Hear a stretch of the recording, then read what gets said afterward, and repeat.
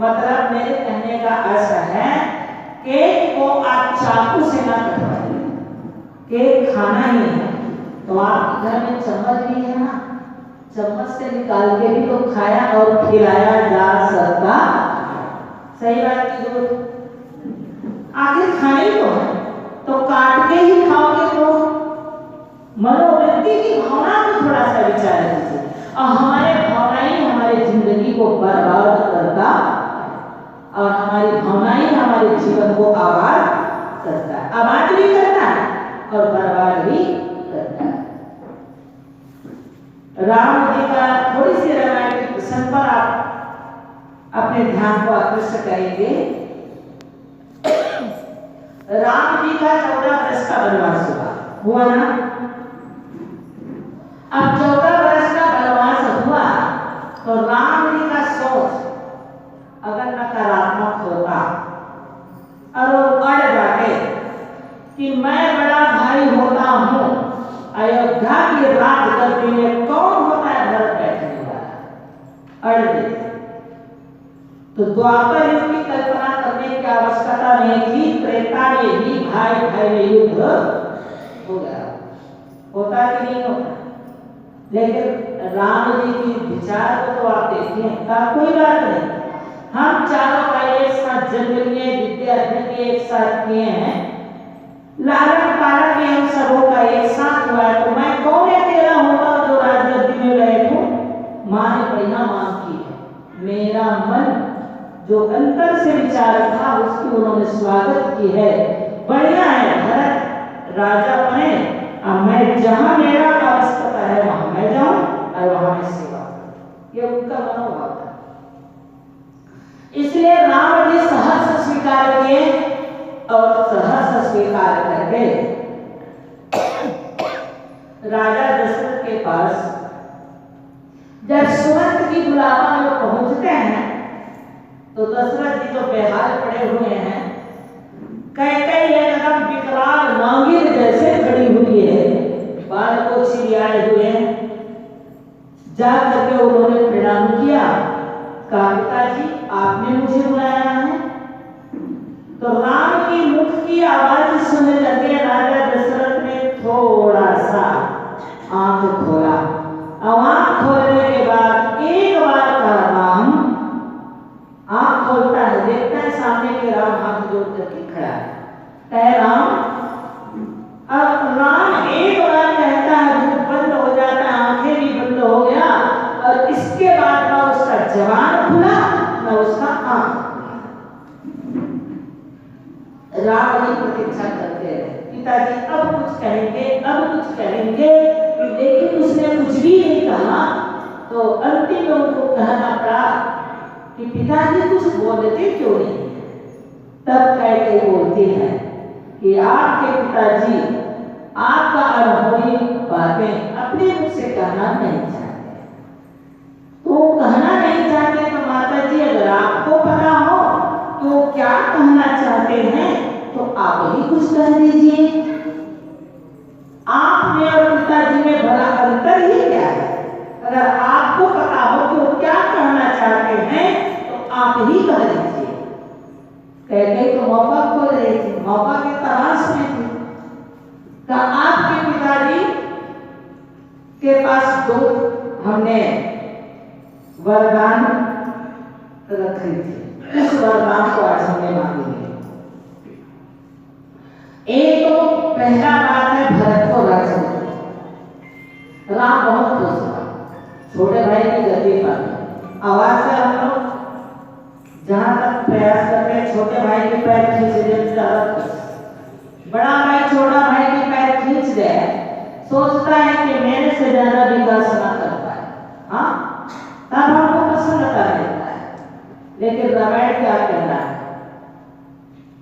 राम जी भरत की राजगद्दी सुन करके अति प्रसन्न हुआ और अति प्रसन्न होकर के कहे दूसरा क्या बात है, तो कहे आपका 14 वर्ष का वनवास अति उत्तम, भरत तो राजगद्दी उत्तम, अब मेरा 14 वर्ष का वनवास अति उत्तम, बहुत ही बढ़िया बात है। जिस मौका की मुझे तलाश था मुझे ले गया, मन ही मन कहता है। और बस पिताजी के चरणों का याद प्रणाम होता है। माँ कैकेयी से आशीर्वाद लेते हैं। 14 वर्ष की वनवास कैकेयी दे रही है, दशरथ नहीं दे रहे हैं। और उनसे ही आशीर्वाद लेकर के राम जी निकलते हैं। बताइए, सोच का फर्क है, केवल भावनाओं का फर्क। ये दुनिया है, हम सब जानते हैं कि दुनिया से कोई चीज लेकर के जाएगा कोई चीज लेकर के। अच्छा, जिसके नसीब में जितना है वो मिलके रहेगा, और जितना है नहीं हम प्रयास करेंगे ना तो ठहरेगा नहीं। जितने हमारे सौभाग्य में सहज तरीका से हमको मिल जाएगा, थोड़ी प्रयास करेंगे मिल जाएगा। और जो हमारे तकदीर में नहीं है, हम बहुत ज्यादा प्रयास करेंगे तो हमारे हाथ आकर के भी खसक जाएगा, नहीं रहेगा। गीता में भगवान कृष्ण ने अर्जुन से कहा है, भाग्य से ज्यादा किसी को मिलता है, भाग्य से ज्यादा किसी को नहीं मिलता। जितना आपके भाग्य में है अब उसको कोई लूट भी नहीं सकता है, वो तो दौड़े दौड़े आपके पास आएगा। लेकिन व्यर्थ की व्यवहार को बिगाड़ने के लिए हम माया की, मोह की फांस में पड़ करके अपने व्यवहार को बिगाड़ देते हैं। अब व्यवहार बिगड़ जाता है तो बाद में कभी तो जब तक हमारा शक्ति परिपूर्ण है तब हमें लगता है कि हमसे बुद्धिमान, हमसे बड़ी शायद कोई नहीं। पर युधिष्ठिर, दुर्योधन, भीम, नकुल, सहदेव, अर्जुन महाभारत युद्ध को जीता। और जीतने के बाद भगवान कृष्ण ने तो कह दिया, दोनों हाथ में तुम्हारे लड्डू है। जीत गए तो हस्तिनापुर की गद्दी, और मर गए तो वीर गति। दोनों हाथ में लड्डू है, जीत गए ले गए। अब जिधर कृष्ण है तो ना जीते, जीत गए। राजगद्दी हस्तिनापुर की मिल गई, रात में सोए तो चैन, करवट बदलते रहे, इधर से उधर पलटते रहे। सुबह उठे युधिष्ठिर, जा करके कहे, भगवान आपने क्या किया? ऐसा भी सिंहासन किस काम का जो रात में सो तो नहीं आता? इससे तो अच्छा था कि हम लोग जो 13 वर्ष का वनवास था, 12 वर्ष का वनवास, 1 वर्ष अज्ञात काल, वो हमारा एक गद्दी से बहुत बढ़िया है। ऐसा गद्दी हमें नहीं चाहिए। तो सज्जनों, जब तक शरीर में सामर्थ्य है तब तक हम क्या कह रहे हैं, क्या कर रहे हैं, ये हमको नहीं बता सकता। लेकिन एक दिन ऐसा भी समय आता है जो हम अनित किए रहते हैं, उसी को तड़पाने के लिए, भुगताने के लिए हमारे शरीर में असहायता आती है, निर्बलता आता है, दुर्बलता आता है। अनिर्बलता, दुर्बलता, बिस्तर पर पड़े पड़े जन्म में हमने जितना कुकृत्य किए, सत्कर्म किए हैं उतना याद नहीं है, और कुकृत्य किए हैं वो बिना एंटीना के, और बिना टीवी के, बिना चैनल के बिस्तर पर पड़े पड़े हमको टीवी देखना पड़ेगा। फिर उस समय तो ऐसा होता है, क्या कहूँ कुछ कहा न जाए, और कहे बिना कुछ रहा। क्या कहूँ कुछ कहा न जाए, अपना क्या हुआ कर्म को हम कह भी नहीं सकते कि मैं ऐसा गलत किया। अब बिना कहे हृदय का बोझ उतरता भी नहीं है। क्या कहूँ कुछ कहा न जाए, और कहे बिना कुछ रहा न जाए। सद्गुरु कबीर या संतों का सीख है कि हमारे 10 इंद्रियां होते हैं, तन, मन और वचन। एक कर्म करने का 3 इंद्रिय हैं। तो तन से हमारे 3 कर्म होते हैं, मन से 4 कर्म होते हैं, और वचन से 3 कर्म होते हैं। तन से 3 चोरी, हिंसा, व्यभिचार। वचन से 3 कर्म होते हैं, गाली, निंदा, झूठ। और मन से 4 कर्म होते हैं, ईर्ष्या, क्रोध, मान और छल। इस शरीर की स्वस्थता को प्राप्त किए हुए ये चारों कर्म, ये 10 कर्म का अगर हम परिमार्जन कर लिए,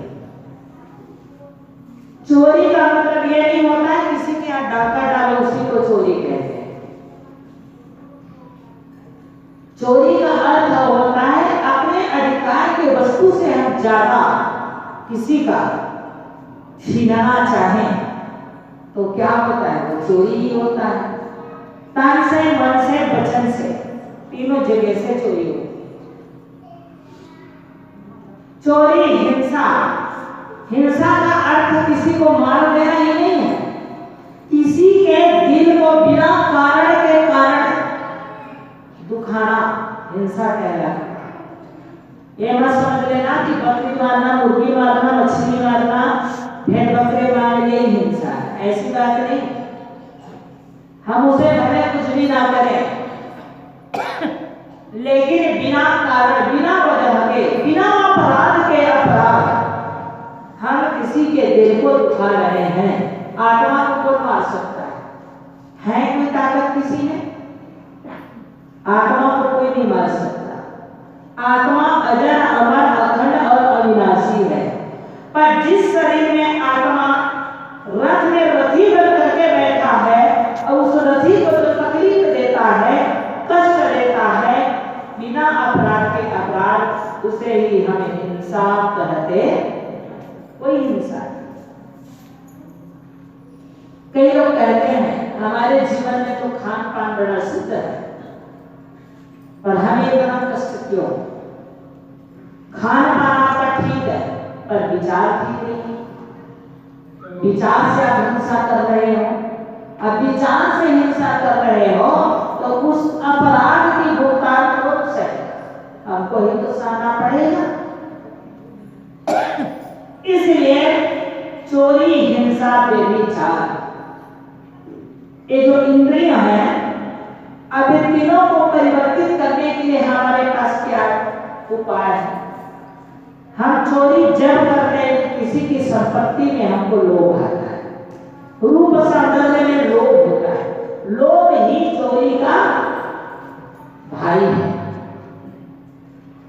जीवन में लोभ ना हो तो हम चोरी नहीं करेंगे। तो लोभ कब नहीं होगा? तो संतोष होगा तो लोभ नहीं होगा। तो मन में हमारे पास जितना हमारे अधिकार के वस्तु, प्राणी और पदार्थ है, उतने में अगर हम संतुष्ट हैं तो लोभ नहीं होगा। लोभ नहीं होगा तो चोरी नहीं होगा। संतोष हो जाएगा तो लोभ नहीं आएगा, और लोभ नहीं होगा तो चोरी नहीं।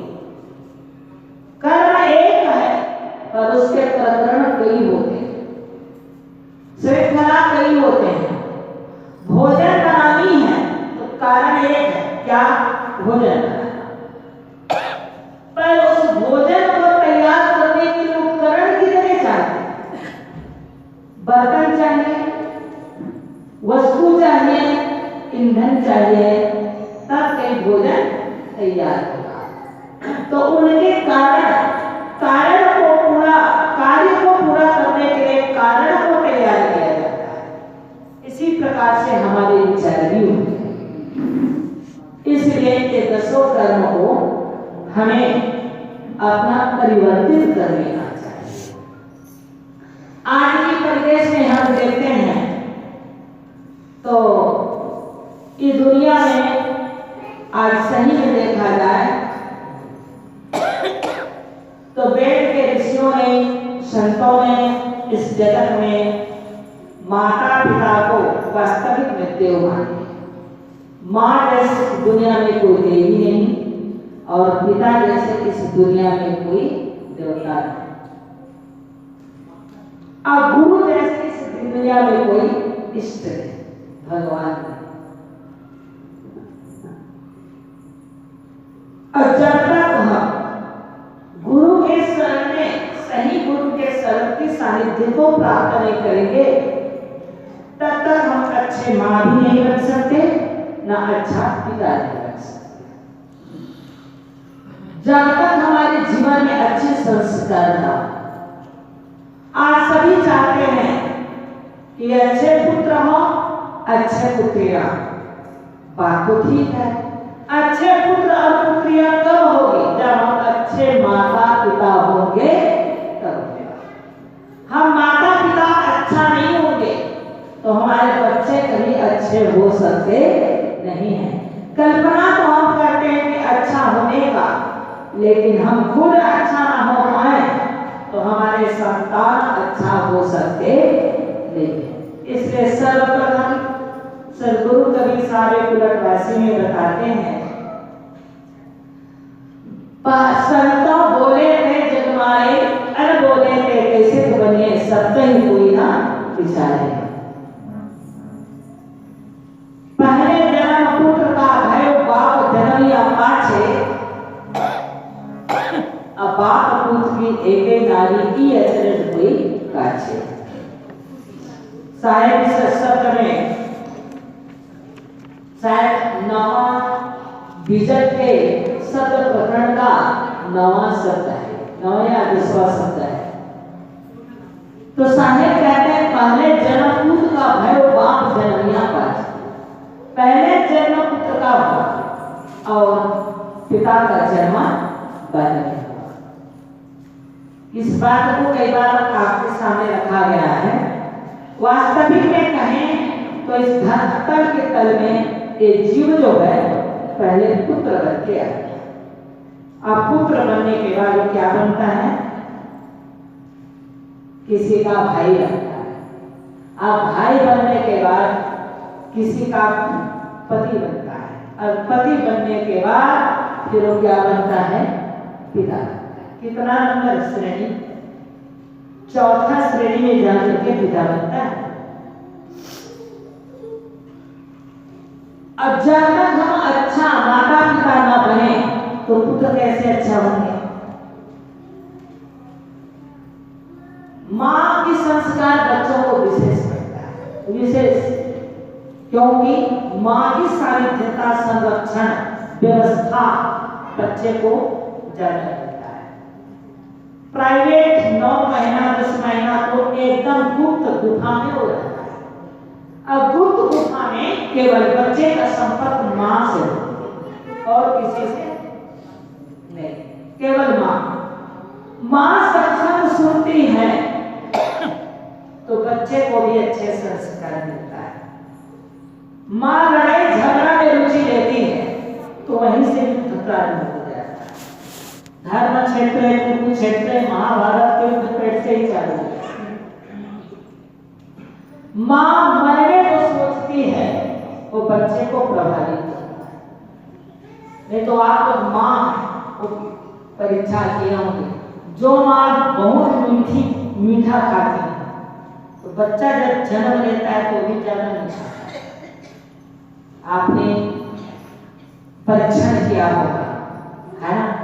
माँ को जिस चीज में ज्यादा रुचि होती है, आज के माता पिता सभी को मोबाइल में ज्यादा रुचि, साथ तो जन्मते साथ बच्चे को मोबाइल चाहिए। और ऐसा परीक्षण कर रहे हैं लोग, माँ को बच्चे को चुपकाने का समय नहीं। रो रहा है बच्चा, थोड़े हम गोदी ले रहे हैं, थोड़ा चुप करा रहे, नहीं, सीधे मोबाइल उनके हाथ पकड़ा देते हैं, वो भी ऑन करके, ऑफ करके नहीं, ऑन करके। अब वो बच्चा समझता है कि मुझसे कोई बात कर रहा है या मुझसे कोई, है ना, वो आदि हो जाता है। फिर तो ऐसा समय आ जाता है कि बच्चे का जीना मुश्किल हो जाता है। मोबाइल मुट्ठी में पकड़े पकड़े कई बच्चे सो जाते हैं, ऐसा भी देखने को मिला है। कई घरों में हमने देखी, पूछे हमने कि बच्चा मोबाइल पकड़े पकड़े कैसे सो गया? कहे साहेब जी, अगर उसके हाथ से मोबाइल ले ले तो उठ जाएगा, तो सुलाने के लिए भी मोबाइल चाहिए। जगाने के लिए मोबाइल चाहिए। मोबाइल में कोई खराबी नहीं है, मैं मोबाइल की निंदा नहीं कर रही, उसका खंडन नहीं कर। मोबाइल अगर सही उपयोग आप करें तो बहुत अच्छी चीज है, पर उपयोगिता से ऊपर निर्भर है, हमारी विचार और भावनाओं के ऊपर निर्भर है। आप देख रहे मोबाइल का क्या हालत है, हम क्या बोल रहे हैं, कैसे हैं, ये सारा विश्व देख रहा है, फेसबुक चल रहा है इसमें। तो सज्जनों, सदगुरु कबीर हमें ये बताते, जीवन जीने की कला बताते हैं।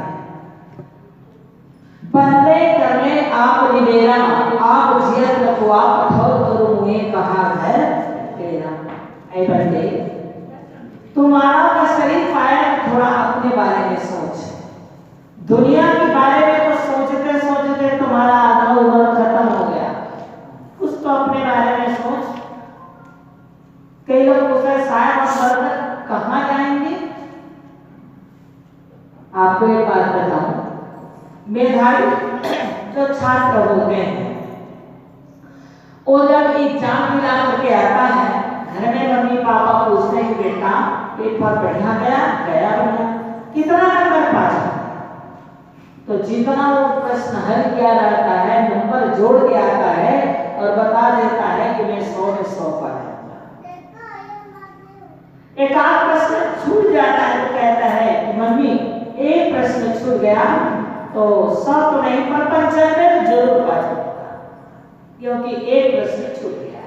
ठीक है, आज जो बच्चे पढ़ने में रुचि नहीं रखते, स्कूल जरूर जाते हैं पर रुचि नहीं है पढ़ने में, एग्जाम भी दिला करके आएगा, उनके मम्मी पापा पूछेंगे कि बेटा पेपर कैसे गया, बढ़िया गया, कितना नंबर पा जाओगे, तो भगवान उनको पता नहीं, वो सीधा भगवान को दिखाता है। और जहां हम गलती करते हैं ना, वहां भगवान खड़ा करते हैं। जहां हम सही काम करते हैं ना, वहां भगवान नहीं खड़ा करते। जहां हम गलती करते हैं, नहीं करने वाला काम करते हैं, वहां हम भगवान को खड़ा करते हैं, उसको जिम्मेदारी ठहराते हैं। और जिस भगवान को आप जिम्मेदारी ठहराते हो, वो कुछ भी करने वाला नहीं। तो यहाँ तक कि एक अनाज की दाना को आप कितनों पाठ पूजा कर लो, अनाज की दाना को चना बना लो, भगवान हम आपके मन हिसाब से पूजा पाठ अनुष्ठान करेंगे, तो एक अनाज को एक चना बना सकता नहीं, बना सकता है? तो फिर आपको आशीर्वाद कैसे देना? मेरे कहने का ऐसा भगवान नहीं है, मैं नहीं कह रही, भगवान है, पर उस भगवान को हमने जहां माना है वहां नहीं। भगवान कहीं बाहर नहीं, जिस भगवान के बारे में हम सोचते और विचारते हैं ना, वो भगवान हमारे घर पर है, घर पर है और घट पर है। वेद के ऋषियों ने प्रथम देव माने हैं देवी तो मां, इसलिए वेद के ऋषियों ने पंचदेव का उन्होंने आह्वान किया, और साथ ही साथ सदगुरु कबीर साहब ने भी माता पिता गुरुजनों को श्रेय दिया है, क्योंकि इस धरती के तल में लाने वाले हैं तो हमारे माता और पिता। जब माता पिता का सहयोग नहीं होता तो इस धरती में हमें आने का कोई अधिकार है? कोई अधिकार दिला सकता है कोई रास्ता जो हम इस धरती पर आ जाए? वो माता पिता का ही देन है जो हमें धरती पर लाते हैं। और लाने वाले किस ढंग से लाएंगे, कैसे विचार से लाएंगे, कैसा हमको खड़ा करेंगे, वो माता पिता की जवाबदारी। तो ऐसा है, संतों ने कहा है भक्ति बीज पलटे नहीं, जो युग जाए अनंत ऊंच नीचे घर और करही अहोरे संत का हमारे प्रारब्ध का खेल है। अगर अच्छे कर्म करते करते हमने अपने जीवन की यात्रा को पूरा किया तो बचा हुआ समय में ऐसा संयोग बना देता है कि सत्कर्मी घर में, सत्संगी घर में, सब घर